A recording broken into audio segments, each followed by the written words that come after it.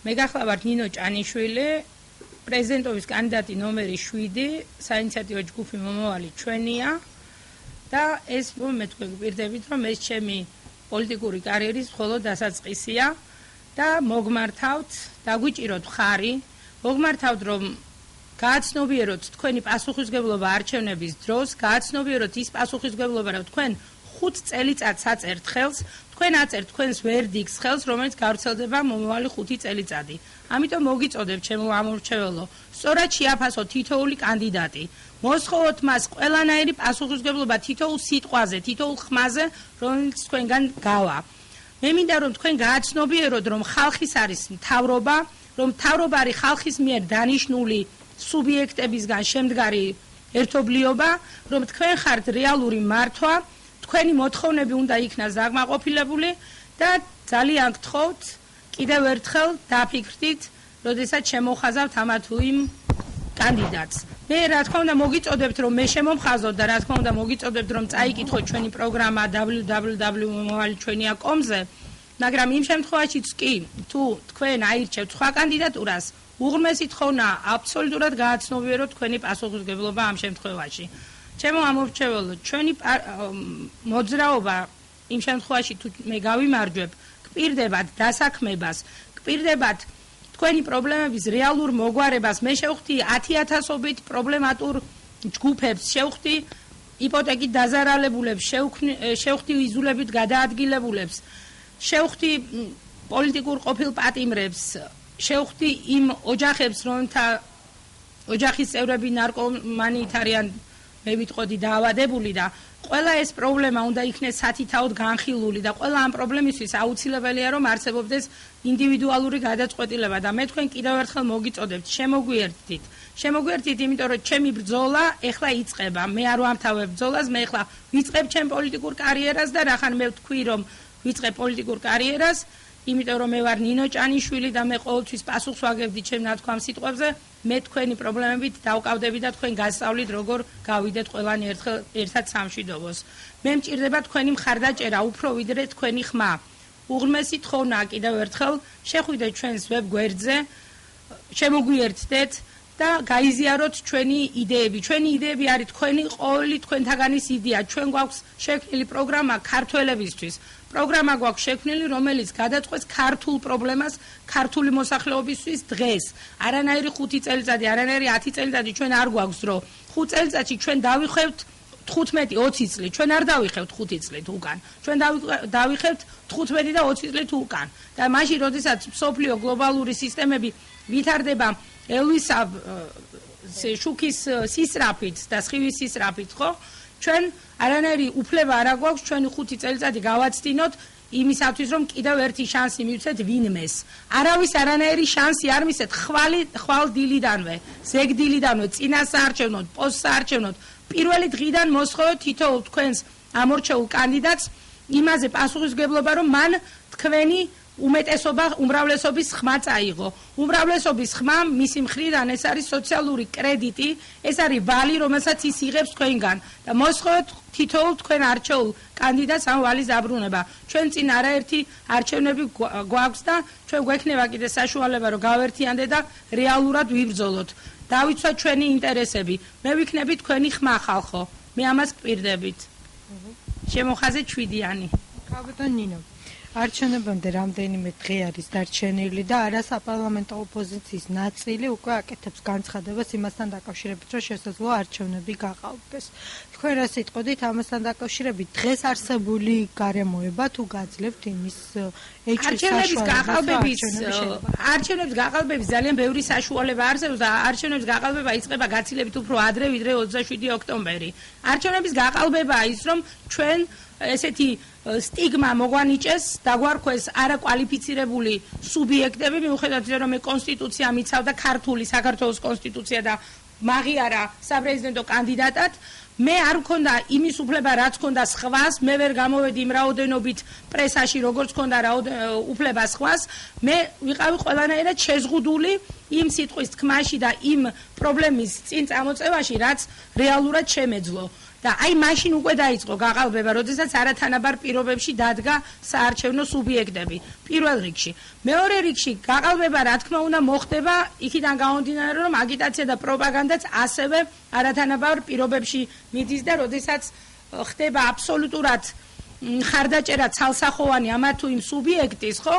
ესეც რა თქმა უნდა მიუთითებს. მე ვარ ფსიქოლოგი ძირითადი განათლებით, არსებობს ესეთი განწყობის ფსიქოლოგია და როდესაც ადამიანს განაწყობ, რომ ის არის ერის მოღალატე თუ ამა თუ იმ კანდიდატურას არ დაუჭერს მხარს, ის რა თქმა უნდა შეშინებულია, არავის არ უნდა იყოს მოღალატე, არავის არ უნდა იყოს დინების საწინააღმდეგოდ, არავის არ უნდა რომ იცუროს და აქედან გამომდინარე, რა თქმა უნდა გაყალბება უკვე დიდი ხანია დაწყებულია. რაც შეეხება თვითონ ბიულეტენების დონეზე გაყალბებას, მე ძალიან დიდი თხოვნით მოუწოდებ საერთაშორისო თანამეგობრობას, იქ ძალიან ბევრი დამკვირვებელი იქნება, დაიცვან ჩვენი ხმები, პირადად ჩემი ხმები დაიცვან, იმიტომ რომ მე ვიცი რამდენი მხარდამჭერი მყავს, მე ჩემ მხარდამჭერებთან ვატარებ შეხვედრებს, ვატარებ ინტერნეტ საუბრებს, ვატარებ მათთან ინტერაქციას ყოველდღიურად და აქედან გამომდინარე, რა თქმა უნდა, ჩვენ გვესაჭიროება ბიულეტენების დაცვაც, თუმცა ბიულეტენები უკვე გაყალბებული არჩევნების ნარჩენი იქნება, ესე ვთქვათ.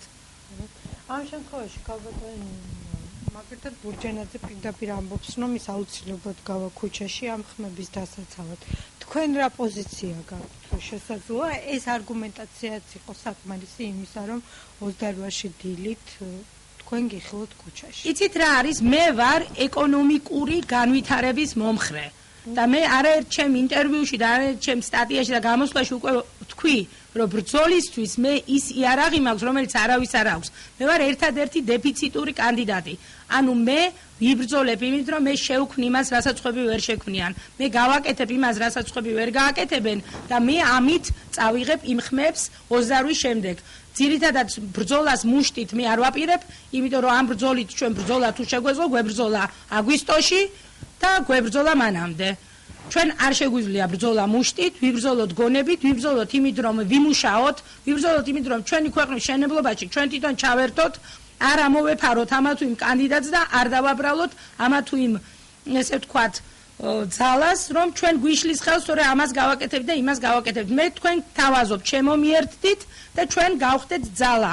მე თქვენთან ერთად ვიქნები ძალა, მე მარტო ვარ ყველაზე სუსტი კანდიდატზე და შეიძლება თითოეულ თქვენთაგანზეც.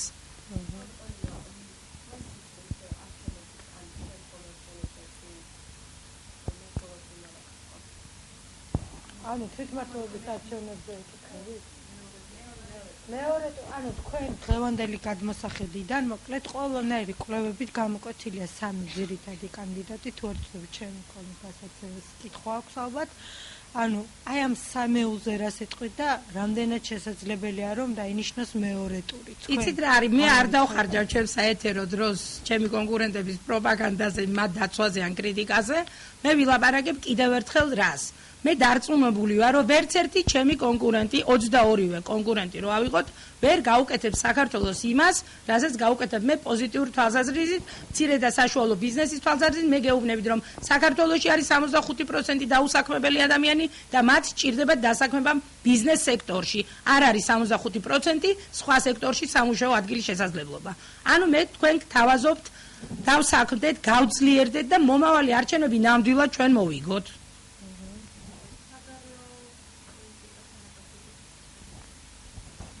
საგარეო პოლიტიკასთან დაკავშირებით მე გუშინ გავავრცელე პირველად მიმართვა ჩემი საერთაშორისო თანამეგობრობის მიმართ. მე თქვენ აგიხსენით, რომ მე ვარ 270 ქვეყნის 270 ქალაქში უკვე 97 ქვეყანაში გვაქვს ჩვენ წარმომადგენლობითი ოფისი. მე მათ მივმართე ესეთი მოწოდებით, რომ დაგვიდგენ გვერდში და ვის რაც შეუძლია შემოგთავაზო მხარდაჭერისთვის და უფრო მეტი ხალხი გამოგვეხმაურა ვიდრე ჩვენ გვეგონა. ჩვენ ჯგუფში 15,000 დარეგისტრირებული წევრია და არის 4,500,000-ზე მეტი, 4,800,000-ზე მეტი ქსელურად გაერთიანებული კომპანია. და აქედან გამომდინარე, საერთაშორისო თანამეგობრობაზე ჩვენ პირდაპირი კავშირი გვაქვს აბსოლუტურად ყველა ქვეყნის, იმიტომ რომ პოლიტიკა საერთოდ კაპიტალისტურ ქვეყანაში იქმნება ბიზნესმენების ზეგავლენით და ფინანსისტების ზეგავლენით. ეს არის რეალობა. ხო და აქედან გამომდინარე, ყველა თითოეული ჩემი წარმატებული და ძლიერი პარტნიორი არის თავისი ქვეყნის პოლიტიკური ელიტის ან წარმომადგენელი თუ არის ჩვენ გვყავს ძალიან დიდი რაოდენობის ლობისტები, ანუ მათ ყავთ ესე ვთქვათ, ძალიან დიდი რაოდენობის ლობისტები და საჭიროების შემთხვევაში მე თავიდანვე ვთქვი, ჩემს სტატიაშიც ვთქვი და ეხაც გავიმეორებ, რომ ჩემი ინაუგურაციის შემთხვევაში საქართველოში იმდენი ბიზნესმენი ჩამოვა, რომ მარტო მათი ინვესტიცია ეყოფა საქართველოს პოლიტიკური პრობლემების მოგვარებისთვის, საგარეო პოლიტიკური პრობლემების მოგვარებისთვის, შიდა დასაქმებისთვის და შეიძლება ისეთი პრობლემების მოგვარებისთვისაც, რომელზეც ეხლა ჩვენ ვერც კი ვფიქრობთ. ტერიტორიული მთლიანობის აღდგენის საკითხისთვის საქართველოს უნდა გახდეს ძლიერი მოთამაშე. აი როგორც ეხლა ნახეთ, მე ვარ საქართველოს ამ შემთხვევაში. მე ვარ ადამიანი, რომელსაც არავინ არ იცნობს და მარტო იმიტომ რომ არავინ არ მიცნობს ამ ნიჭიერ ადამიანს ესე ვთქვათ, ხაზ მისვამთ. და ხომ ამირჩევდი თქვენ რომ გწოდნოდათ მე ვინ ვიყავი. აი ასევე ჩვენ უნდა გავხდეთ ცნობადები, ჩვენ უნდა გავხდეთ ძლიერები, ჩვენ უნდა გავხდეთ ანგარიში გასაწევები რეგიონში და ამ შემთხვევაში ყველანაირ რეგიონალურ პრობლემას ჩვენ მოვაგვარებთ ერთიანად. იქნება ეს შიდა რეგიონალური გაუგებრობები, რასაც ქვია აფხაზეთი და ოსეთი თუ ზოგადად რეგიონალური პარტნიორობა და განვითარება, როგორიც არის ახლო აღმოსავლეთის და ცენტრალური აზიის და თუნდაც რუსეთის პრობლემები. ცნობადობა სამყაროში არის ერთ-ერთი წამყვანი წარმატების საწინდარი და აქედან გამომდინარე საქართველოს სჭირდება ჯანმრთელი ძლიერი ქვეყნის სახელის დამკვიდრება და ამ ქვეყნის სახელის დამკვიდრება შეუძლია მას ან ძლიერი პოლიტიკოსების მეშვეობით, რომელიც ჩვენ სამწუხაროდ არ გვყავს ქვეყანაში, თორემ მე არ ვიყრიტიკენს, ან იმ შემთხვევაში უნდა გაძლიერდნენ ბიზნესმენები გაძლიერდებიან და მერე გაუკეთებენ, ესე ვთქვათ, შეუწყობენ ხელს ახალი პოლიტიკური სახეების გაჩენას და ახალი პოლიტიკური ძალის მოსვლას ქვეყანაში, რომელიც რეალურად ქართულ პრობლემებს მოაწესრიგებს და არა იმუშავებს პიარზე, არა იმუშავებს დესტრუქციაზე და რაზე ლაპარაკობენ ტელევიზიაში აბსოლუტურად გაუგებარი წინასაარჩევნო პერიოდია. ზოგჯერ მე მგონია რომ არჩევნები კი არ მიმდინარეობს, რაღაც სხვა პროცესია. ჩვენ დღეს ვლაპარაკობთ იმაზე, ვინ იქნება პრემიერ-მინისტრი, როცა ჯერ პრეზიდენტს ვირჩევთ. ანუ ძირითადი საეთერო დრო მიაქვს აბსოლუტურად სხვა პრიორიტეტებს, პრაიმ ტაიმში შუქდება ისეთი რაღაცები, რაც კი აქტუალურია შეიძლება, მაგრამ აქტუალურია იანვრის შემდეგ, არჩევნების შემდეგ და რეალურად გნებავთ უწოდეთ მათ არა კვალიფიცირებული სუბიექტები, გნებავთ უწოდეთ მათ კვალიფიცირებული სუბიექტები, რეალურად ქართულ ხალხს არავინ არ ელაპარაკება რეალური პრობლემის მოგვარებაზე. ყველას რაღაცა პროგრამები შეიძლება აქვს, მაგრამ პროგრამა უნდა იყოს ეკონომიკური განვითარების რეალური ნაბიჯები და არა იმის ხაზგასმა რა პრობლემები გვაქვს. ყველამ იცის რა პრობლემები გვაქვს, ყველამ იცის რომ წინ გვაქვს ზამთარი, ყველამ იცის რომ სახლიდან გამოაგდებენ, იმიტომ რომ იპოთეკური ვალი აქვს გადასახდელი, ეს იცის ისედაც ყველამ. არავის არ უნდა ტელევიზორიდან მოსმენა იმისა თუ მას რა პრობლემა აქვს. მას უნდა მოსმენა თუ როგორ აპირებს ესა თუ ის პოლიტიკოსი კონკრეტულად რა ნაბიჯების გადადგმით აპირებს ამა თუ იმ პრობლემის მოწესრიგებას და ამაზე არ ლაპარაკობს არავინ, იმიტომ რომ ეს მათ უბრალოდ არ შეუძლიათ.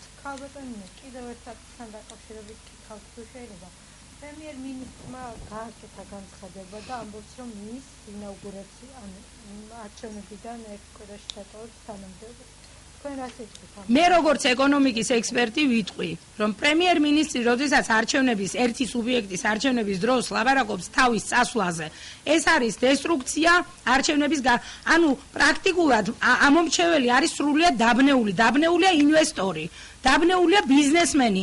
მე დარწმუნებული ვარ, რომ ამ პერიოდში ვერანაირ ნაბიჯს ვერ დგავს, იმიტომ რომ ძირითადად ყველა არის ახლა შეშინებული, რა მოხდება, შეშინებული აზრი არის გადატანილი პრემიერ-მინისტრის არჩევანზე, რაც შეეხება დანიშნავს პრემიერ-მინისტრის საერთოდ გაუგებარი ტერმინია, რაც ქვია დანიშნავს წასული პრემიერ-მინისტრი ახალ პრემიერ-მინისტრს, ეს არ არის სამეფო დინასტია, რომ თავისი სამეფო ტახტი ვინმეს მემკვიდრეობაში გადასცეს და იქაც კი არსებობდა რეალური ესე ვთქვათ იურიდიული მოთხოვნები, როგორ მოხდებოდა ყოველივე ეს.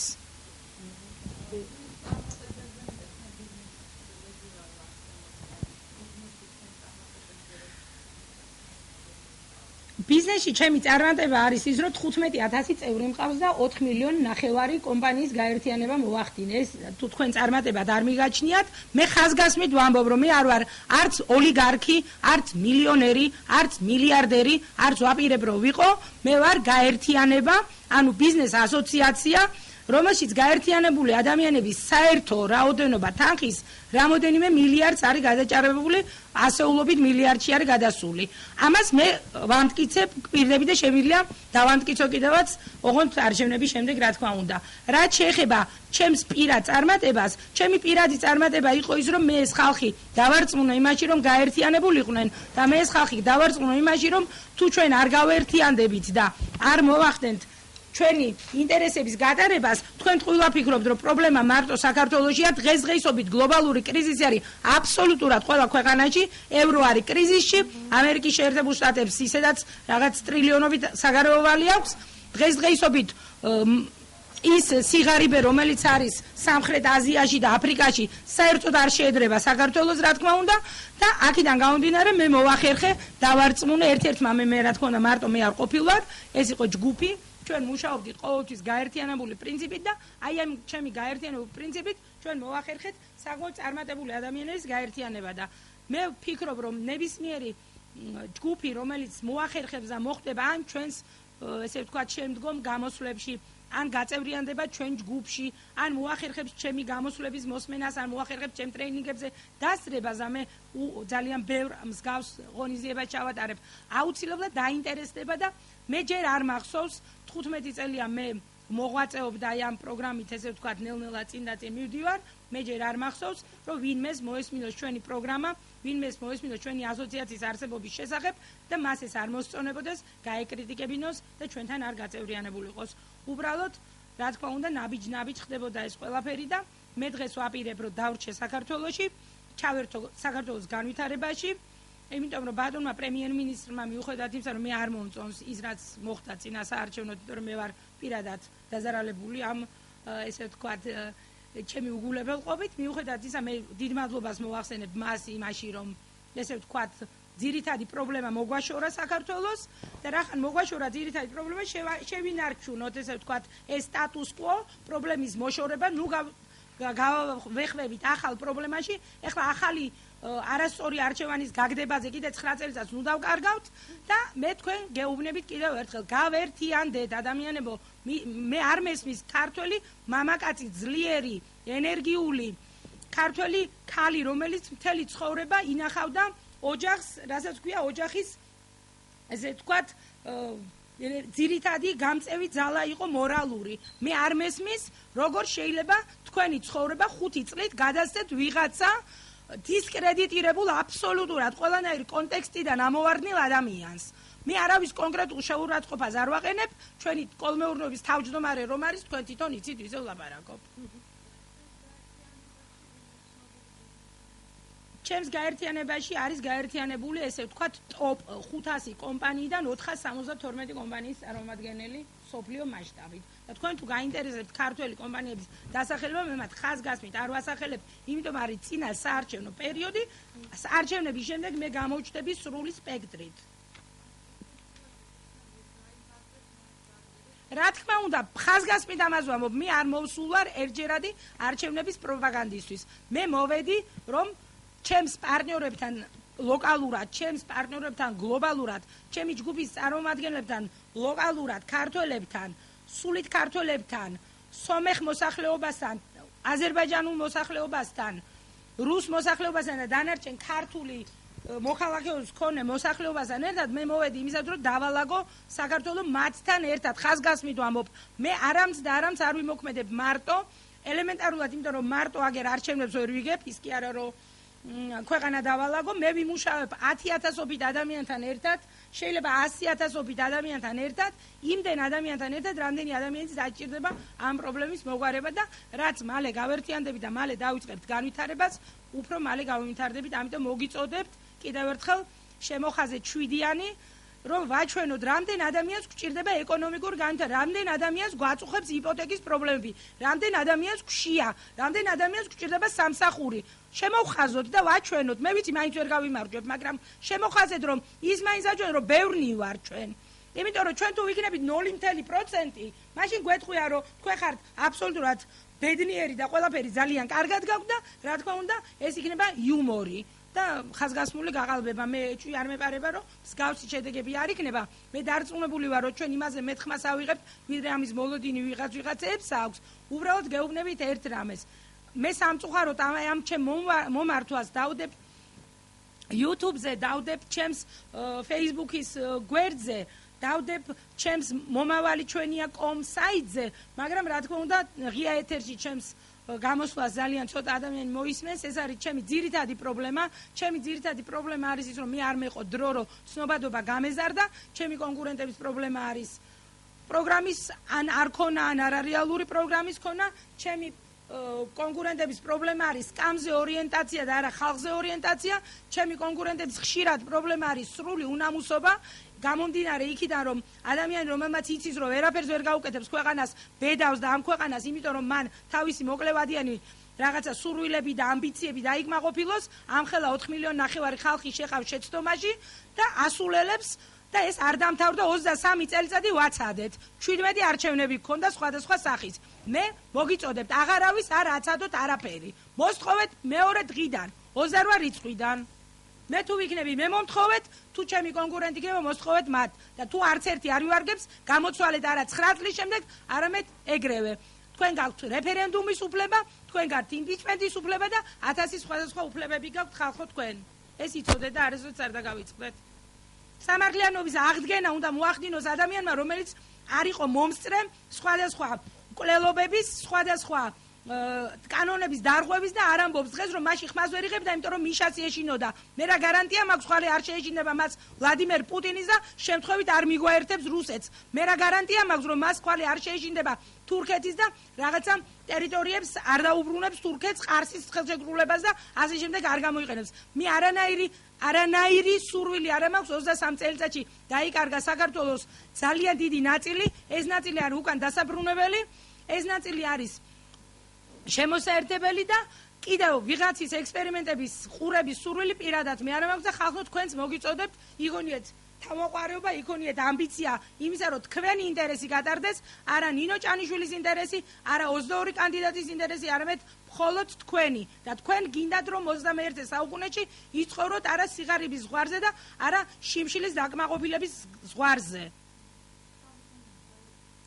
ერთი უკაცრავად ერთ რამეს დავამატებ მე ძალიან ბევრი ესე ვთქვათ ჩემი კონკურენტისგან თუ მთავრობის თუ არა მთავრობის წარმომადგენლისგან მომისმენ ესე რამე თქვენ დაგეკმაყოფილდებათ ამდენი თანხა ამდენი ანუ იქ არავინ არ მიუწოდა არ ამბობთ რომ ამ თანხას დაგმაყოფილებს ჯიბიდან ანუ ეს თანხა უნდა დაგმაყოფილდეს ბიუჯეტიდან ბიუჯეტში შედის ვისგან თქვენგან ხალხო ანუ წარმოიდგინეთ მოიპარეს ფული გაზიდეს ეხლა გეუბნებიან რომ იმ ფულს დაგიბრუნებენ ოღონდ ახლა კიდე გარდა შემოსავლებიდან ამოიღებენ ისედაც რო არ არის და ძლივს ხალხს ანუ თქვენ შენ გიორგი ხარ თუ მარინა ხარ თუ მაყვალა ხარ რო იხდი შენი 300 ლარიანი შემოსავლიდან 60 ლარ გადასახადს იქიდან დააბრუნებენ გატაცებული ფულით კომპენსაციას იქიდან გააკეთებენ თუ იქ იპოთეკის პრობლემებს იქიდან დააკმაყოფილებენ. მაშინ კეთილი ინებონ, გამოვიდნენ და დადონ მაგიდაზე ის ფული, რომლითაც გაისტუმრებენ თავის მოპარულ ვალებს თუ სხვის მოპარულ ვალებს პრობლემების გასათეთრებლად.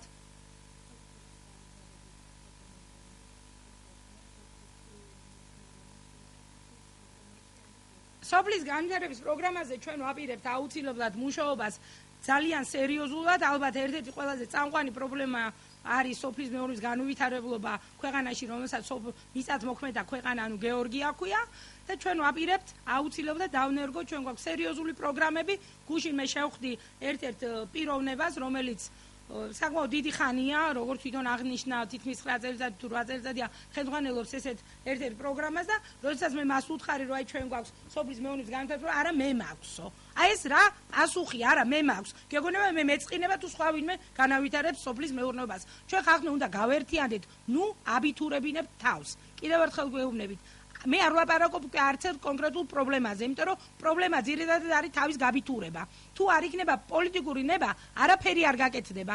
ამიტომ პოლიტიკოსებს მოსთხოვეთ, რომ დაკავდეთ დაკავდნენ თქვენი პრობლემებით, არა თავისი პრობლემებით, არა არჩევნებში დახარჯული ფულის ამოღების გამო გაკეთებული ისეთი პროექტები, რომელიც მათ ამ ფულს სწრაფად ამოაღებინებს, არა, ისინი უნდა დაკავდნენ მიხო გლეხის პრობლემით. არ უნდათ მიხო გლეხის პრობლემით დაკავება, მაშინ წავიდნენ თავრობიდან.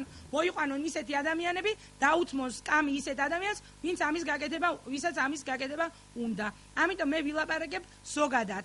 ჩემი ჯგუფი მოდის 25 პროექტით, რომელიც სხვადასხვა მიმართულებით არის დაწყებული ინფრასტრუქტურა, ტრანსპორტი, სოფლის მეურნეობა, განათლება, მედიცინა, პენსიები, საპენსიო ფონდი, დაზღვევა, ის რო ქვეყანაში დაზღვევა მუშაობს, ასევე ქვეყნისთვის აბსოლუტურად გაუგებრა და ადამიანისთვის ავად გახდომა და სიკვდილი ლამის ერთი და იგივეა. ქვეყანაში დანონი აკეთებს ძველ იმას, რა ქვია, რეკლამას, სადაც კავკასიელი ადამიანი გამოყავს და ალაპარაკებს, რომ აი შეჭამეთ დანონი და იცხოვრებთ კავკასიელებით 130 წელიწადი და ჩვენ კავკასიელები უკვე გვხვდებით ქართველები 60 წლის ასაკში, 50 წლის ასაკში, იმიტომ რომ ავად გახდომა ჩვენთვის ეგრევე არის პერიტონიტი, ეგრევე არის მეტასტაზის გასვლა და ჩვენ არ შეგვიძლია ელემენტარული მკურნალობა 25000 ადამიანი მარტო კიბოთი სიმსივნეთი ავადდება ყოველ წელიწადს და ერთი სხიური თერაპია რა ღირს თვითონცით 1000-ობით ლარს შეადგენს და რა თქმა უნდა აი ამ ყველაფრის მოწესრიგებას იმდენი ენერგია უნდა რომ ამისთვის კეთილი მარტო პოლიტიკურ ნებაც კი არ არის საქმარისი და მით უმეტეს როცა პოლიტიკურ ნებას საერთოდ არ არსებობს წარმოიდგინეთ 70000 ადამიანი ესე იგი ერთსა და იმავე პერიოდში არის დაავადებული სიმსივნეთი ანუ ამ წუთას 70000 ადამიანს აქვს სიმსივნე და ისინი განწირულები არიან სიკვდილისთვის იმიტომ რომ არ აქვთ 5000 10000 ლარი აი ეს არის რეალური პრობლემა ხახნო დავიჯერო ამ 70000 კაცს უფრო გინდათ რომ ჩემი კონკურენტები გახდნენ პრეზიდენტები ვიდრე ის რომ თქვენ კიბოთი არ გარდაიცვალოთ მე ეს არ მესმის ხახნო თქვენი ინტერესები გაატარეთ უკაცრავად ესე ემოციურად რომ ვლაპარაკობ მაგრამ ეს არის ბოლო ჩემი გამოსვლა და მე მივხვდი რომ ამ ადამიანებს კლავას და კლავაც არ ესმით რას ნიშნავს არასწორად შემოხაზული კანდიდატურა რას ნიშნავს გაუთავებელი რევოლუციები რას ნიშნავს გაუთავებელი ვაცადოთ რას ნიშნავს ახალია და მეც ახალი ვარ მაშინ და მეც მაცადეთ ანუ მე არ უნდა მაცადოთ მიუხედავად რომ მე მაცადეს კი არა მაშინ 12 წლისა ვიყავი როცა ბატონმა სახს მომაჭორა და დაბადებიდან მუშაობ ლამის მე ვიწვლები ახლად და ვიღაცა რომელსაც არაფერი არ გაუკეთებია თიზე გადასახვევი რომ ქვეყანა მიტრაბახოს და ქვეყანამ თავი აწიოს ესეთ ადამიანს უნდა ვაცადოთ არაფერიც არ უნდა ვაცადოთ არავის არაფერი არ უნდა ვაცადოთ მე პირადად არ ვაპირებ იმას მეც ხო ხმა ვარ მეც ხო ამორჩეველი ვარ მე პირადად არავის არაფერს არ ვაცდი და ჩვენი გუნდი არავის არაფერს არ ვაცდით ჩვენ ვიწყებთ მოქმედებას დღეიდან ხვალიდან ზეგიდან ყოველ დღე მომავალი არის აი ხა აქედან რომ გავალ უკვე არის მომავალი ჩვენია და ეს მომავალი უკვე დადგა გამოიტანეთ დასკვნები იმიტომ